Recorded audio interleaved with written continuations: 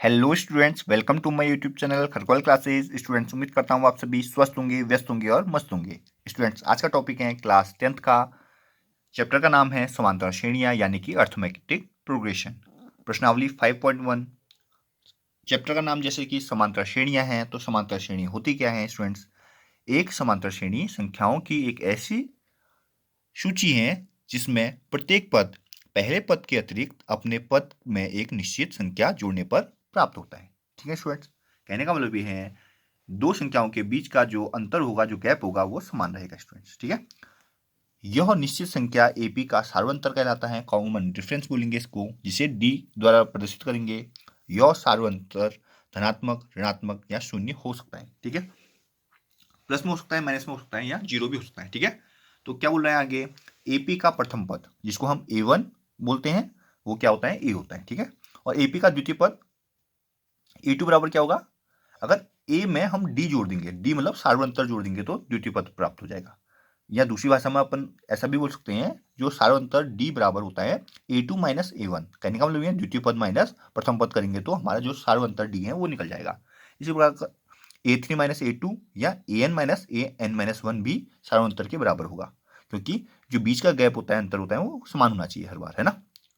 तो कहने का मतलब ये है अगला पद माइनस पिछला पद, ए एन माइनस वन का मतलब होता है कि अगला पद माइनस पहला, उससे पहला पद, है ना। एपी का व्यापक रूप क्या होगा?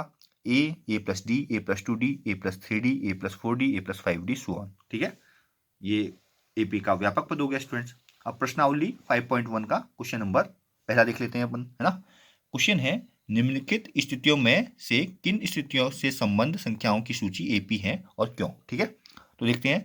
पहला बोल रहे हैं प्रत्येक किलोमीटर के बाद का टैक्सी का किराया, जबकि प्रथम किलोमीटर के लिए किराया 15 है, सॉरी, और प्रत्येक अतिरिक्त किलोमीटर के लिए किराया क्या है? 8 है। कहने का मतलब ये है प्रथम किलोमीटर के लिए टैक्सी का किराया 15 रुपये बोल दिया, तो 15 लिख दिया हमने, और प्रत्येक अतिरिक्त किलोमीटर के लिए किराया 8 रुपये है।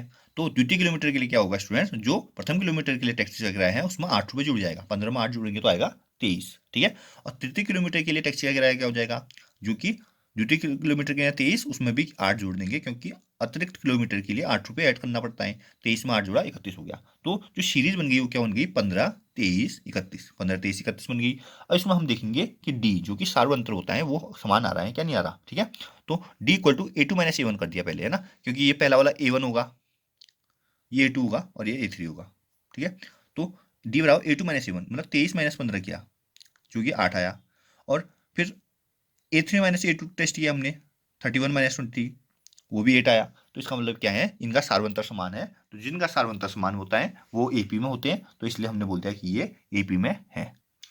अब इसका सेकंड पार्ट देखिए, किसी बेलन में उपस्थित हवा की मात्रा जबकि वायु निकालने वाला पंप प्रत्येक बार बेलन की शेष हवा का 1/4 भाग बाहर निकाल देता है। ठीक है, तो क्या बोल रहे हैं क्वेश्चन में कि उपस्थित हवा की मात्रा, कितना हवा अंदर उसके हैं, जबकि वायु निकालने वाला पंप जो है प्रत्येक बार बेलन की शेष हवा का 1/4 भाग बाहर निकाल जाता है। तो माना शुरू में बेलन के में उपस्थित हवा थी v, ठीक है, तो प्रथम बार हवा निकालने पर शेष हवा कितनी बच जाएगी स्टूडेंट? 1/4 भाग, मतलब कम हो जाएगा। तो 1v में से 1/4v माइनस करेंगे, तो 1/4 माइनस करेंगे तो 3/4 बचेगा। ठीक है स्टूडेंट, और द्वितीय बार निकालेंगे तो 3/4 का भी 3/4 भाग, है ना, जिसको हम 3/4 का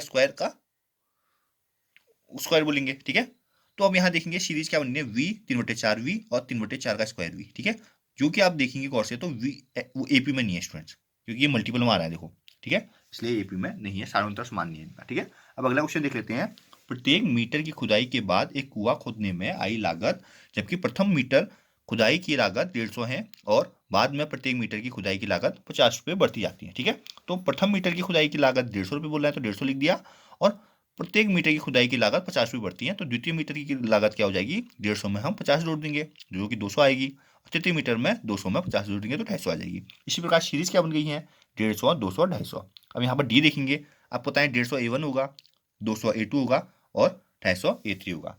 तो डी बराबर ए2 माइनस ए1 करेंगे, ए2 200 है और ए1 150 है, तो 50 आएगा। इसी प्रकार ए3 माइनस ए2 करके डी निकालेंगे तो 250 माइनस 200, वो भी 50 आएगा। तो इस प्रकार हम देख रहे हैं कि यहाँ पर सार्वंतर समान है, इसलिए यह क्या है? एपी में है। अब इसका एक और क्वेश्चन है स्टूडेंट्स, 4th नंबर। खाते में प्रत्येक वर्ष का मिश्र धन, जबकि रुपये 10,000 की राशि 8% वार्षिक दर से चक्रवृद्धि ब्याज पर जमा की जाती है। तो शुरू में जो राशि है वो 10,000 बता रहा है, और प्रथम वर्ष राशि जो होगी वो क्या होगी, 8% की वार्षिक दर की वृद्धि। ठीक है, तो हमारे 10,000 में हम प्लस करेंगे जो 10,000 का 8%, 8/100, 2 जीरो से 2 जीरो काट दी, तो 10,000 प्लस 100 गुणा 8, 800, तो 10,000 में 800 जोड़ेंगे तो 10,800 हो जाएगा। ठीक है, अब द्वितीय वर्ष की राशि क्या हो जाएगी स्टूडेंट, जो 10,800 है वो प्लस 10,800 का 8%, मतलब 10,800 गुणा 8/100, 2 जीरो से 2 जीरो काट दिया, 10,800 ऐसी रहेगा, 108 को 8 से गुणा करेंगे तो 864 आएगा। अब 10,800 में 864 जोड़ेंगे तो 11,664 आएगा। ठीक है, तो सीरीज क्या बन गई अपनी, पहले 10,000, फिर 10,800, फिर 11,664, वही लिख दिया हमने। इसमें जो 10,000 है वो A1 होगा, 10,800 होगा A2 होगा, और 11,664 जो होगा A3 होगा। तो D बराबर A2 माइनस A1 किया हमने, 10,800 माइनस 10,000 किया तो 800 आया, और दूसरा जो D निकाला A3 माइनस A2 करके, उसमें 11,664 माइनस 10,800 किया तो 864 आया। क्योंकि सारे अंतर समान नहीं है, देखो 800 और 864 के बराबर नहीं होता, इसलिए ये श्रृंखला क्या है, AP में नहीं है। ठीक है स्टूडेंट्स, तो स्टूडेंट्स उम्मीद करता हूँ आपको वीडियो पसंद आई होगी। वीडियो को लाइक कीजिए, चैनल सब्सक्राइब कीजिए, वीडियो को शेयर कीजिए। मिलते हैं इसी प्रकार की नई वीडियो के साथ में। Thanks for watching students.